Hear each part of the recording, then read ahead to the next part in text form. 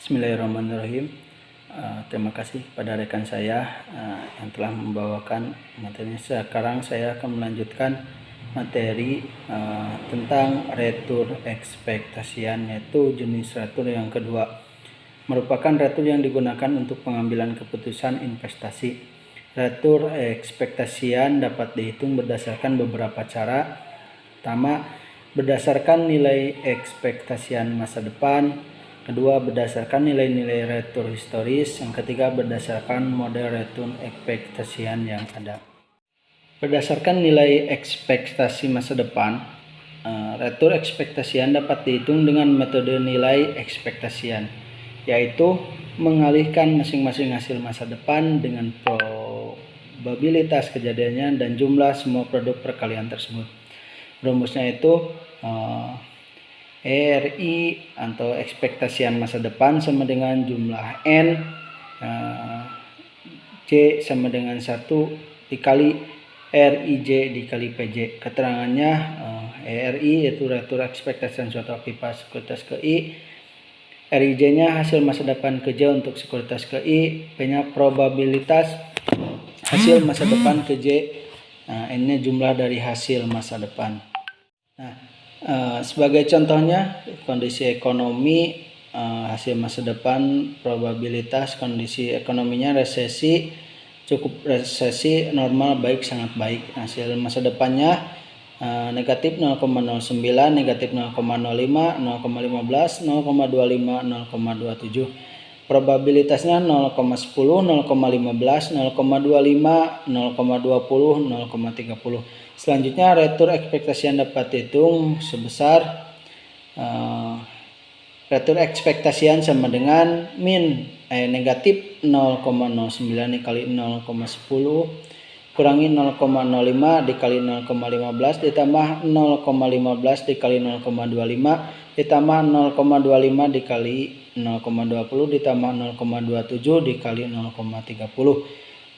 Hasilnya 0,152 dikalikan ke persen menjadi 15,20%. Yang kedua, berdasarkan nilai historis. Untuk mengantisipasi kelemahan nilai ekspektasi masa depan, yaitu tidak mudah diterapkan dan subjektif sehingga menjadi tidak akurat. Jadi hasilnya itu tidak akurat. Metode yang sering digunakan itu metode rata-rata atau mean, metode trend, metode jalan acak atau random walk. Contoh berikut ini merupakan 5 periode terakhir retur mingguan historis sebagai berikut. Minggu ke-1, minggu ke-5, 4, 3, 2, dan 1. Returnya itu 0,30%, 0,40%, 0,05%, 0,20%, 0,25%. Retur ekspektasian dapat dihitung sebagai berikut dengan metode rata-rata atau metode mean, yaitu returnya dijumlahkan semuanya dibagi 5, yaitu hasilnya 0,24%. Dengan menggunakan metode trend dapat ditarik garis lurus dengan kesalahan terkecil dan biasanya lebih tepat dihitung dengan teknik trend, misalnya regresi, rata-rata bergerak, dan lain sebagainya. Dengan metode trend ini hasilnya yaitu 0,35%. Sekarang untuk metode terakhir yang metode random walk, maka nilai retur ekspektasian adalah nilai terakhir yang terjadi, yaitu 0,25%. Untuk selanjutnya, materi yang selanjutnya ada risiko. Risiko dapat dikatakan sebagai suatu peluang terjadinya kerugian atau kehancuran. Menurut Van Horne dan Akowitz, JR 1992 mendefinisikan risiko sebagai variabilitas return terhadap return yang diharapkan. Risiko menggunakan data probabilitas. Penyimpangan standar atau depresiasi standar merupakan pengukuran yang digunakan untuk menghitung risiko. Depresiasi standar dapat dituliskan sebagai berikut. Untuk rumusnya itu standar depresiasi sama dengan E dikali RI kurangi E dikali RI kuadratkan, dikuadratkan dikali 1/2. Risiko juga dapat dinyatakan dalam bentuk varian kuadrat dari depresiasi standar. Nah, untuk perhitungan varian yaitu par sama dengan standar depresiasi kuadrat sama dengan E dikali RI dikurangi E dikali RI dikuadratkan. Rumus varian ini dapat ditulis dengan dinyatakan dalam bentuk probabilitas. Misalnya RI dikurangi E dikali RI dikuadratkan sama dengan UI. Maka parnya dapat ditulis varian sama dengan E dikali UI sama dengan N dijumlahkan J sama dengan 1 dikali UIJ dikali PJ. Substitusi kembali ke U1 dengan RI dikurangi E dikali RI dikuadratkan sebagai berikut. Varian sama dengan jumlah N, C sama dengan 1 kali RI dikurangi E dikali RI dikuadratkan dikali PJ. Depresiasi standar adalah akar dari varian. Nah, yang selanjutnya itu koefisien variasi. Koefisien variasi dapat digunakan untuk mempertimbangkan dua faktor bersamaan. Ya, koefisien variasi lambangnya CV sama dengan risiko dibagi retur ekspektasi. Dari rumus koefisien variasi dapat diartikan bahwa semakin kecil nilai koefisien variasinya semakin baik aktivat tersebut. Nah, semakin kecil koefisien variasi menunjukkan semakin kecil resiko aktiva dan semakin besar retur ekspektasinya. Untuk selanjutnya properti retur ekspektasian dan varian.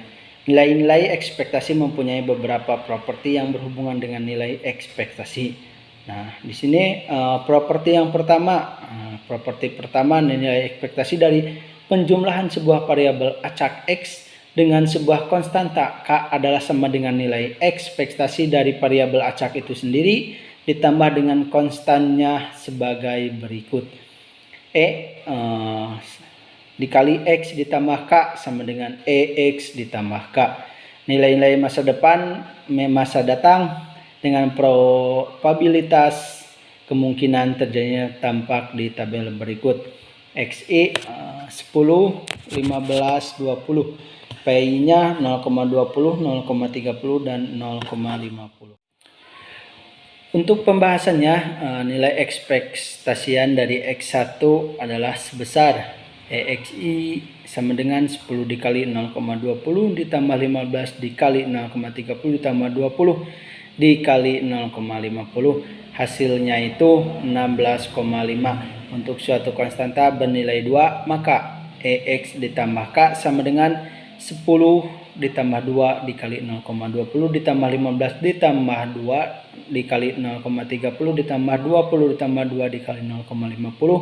Hasilnya 18,5. Sekarang properti 2, nilai ekspektasi dari perkalian sebuah variabel acak X dengan sebuah konstanta K adalah sama dengan nilai ekspektasi dari nilai acak itu sendiri dikalikan dengan konstantanya sebagai berikut. E dikali konstanta dikali variabel X sama dengan K dikali EX. Untuk contohnya dengan menggunakan data contoh sebelumnya, nilai dari E dikali konstanta dikali X dengan K sama dengan 2 dapat dihitung sebesar 2 dikali 10 dikali 0,20 ditambah 2 dikali 15 dikali 0,30 ditambah 2 dikali 20 dikali 0,50. Hasilnya itu 33. Selanjutnya untuk properti 3, varian dari penjumlahan suatu variabel acak X dengan sebuah konstanta K adalah sama dengan varian dari variabel acak sebagai berikut. Varian X ditambah konstanta sama dengan variabel X. Varian X. Properti 4, varian dari perkalian sebuah variabel acak X dengan sebuah konstanta K adalah sama dengan varian dari variabel acak itu sendiri dikalikan dengan kuadrat konstantanya sebagai berikut. Varian K dikali X sama dengan E dikali konstanta dikali X dikurangi E dikali konstanta dikali X dikuadratkan. Untuk selanjutnya materi tentang semi varians. Pengukur risiko seharusnya hanya memasukkan nilai-nilai di bawah nilai yang ekspektasinya saja. Jika hanya nilai-nilai satu saja yang digunakan, yaitu nilai-nilai di bawah ini, ekspektasinya, maka ukuran risiko semacam ini disebut dengan semivariance yang dihitung dengan rumus sebagai berikut.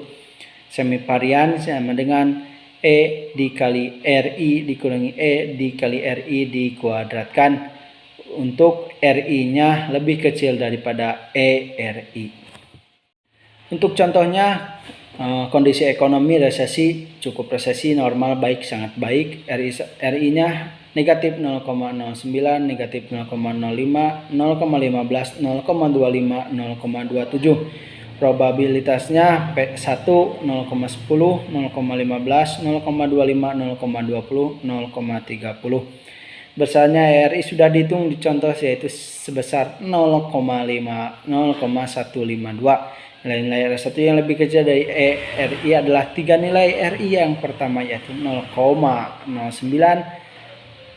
negatif 0,05, dan 0,15. Nilai-nilai di atas nilai ekspektasi yang dianggap tidak menyimpang, sehingga semivariance-nya negatif 0,09 dikurangi 0,152 dikuadratkan dikali 0,10 ditambah negatif 0,05 dikurangi 0,152 dikuadratkan dikali 0,15 ditambah 0,15 dikurangi 0,152 dikuadratkan, hasilnya itu 0,012.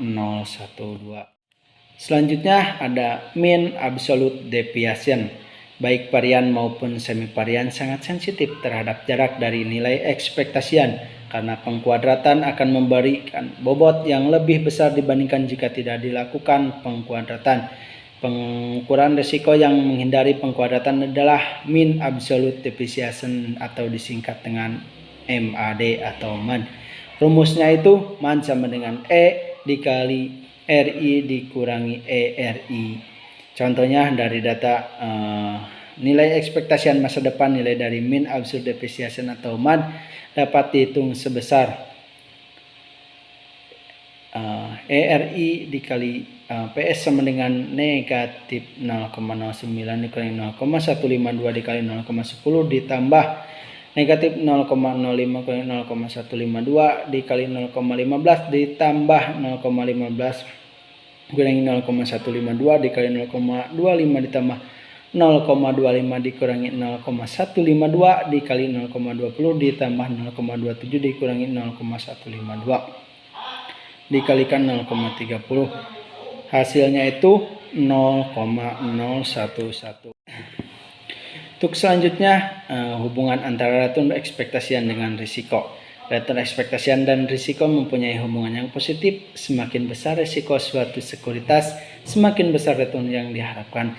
Sebaliknya juga benar, semakin kecil return yang diharapkan, semakin kecil risiko yang harus ditanggung. Hubungan positif ini hanya berlaku untuk return ekspektasian atau ex ante return, yaitu untuk return yang belum terjadi. Nah, untuk return realisasian yang sudah terjadi, hubungan positif ini tidak dapat terjadi untuk pasar yang tidak rasional. Kadang return realisasian yang tinggi tidak mesti mempunyai risiko yang tinggi pula. Bahkan keadaan sebaliknya dapat terjadi, yaitu return realisasian yang tinggi hanya mempunyai risiko yang sangat kecil. Nah, mungkin pemaparan materi dari kelompok kami dicukupkan sekian. Mohon maaf apabila banyak kekurangan dalam penyampaiannya. Mohon masukan dan kritikannya. Billahi taufiq wal hidayah. Wassalamualaikum warahmatullahi wabarakatuh.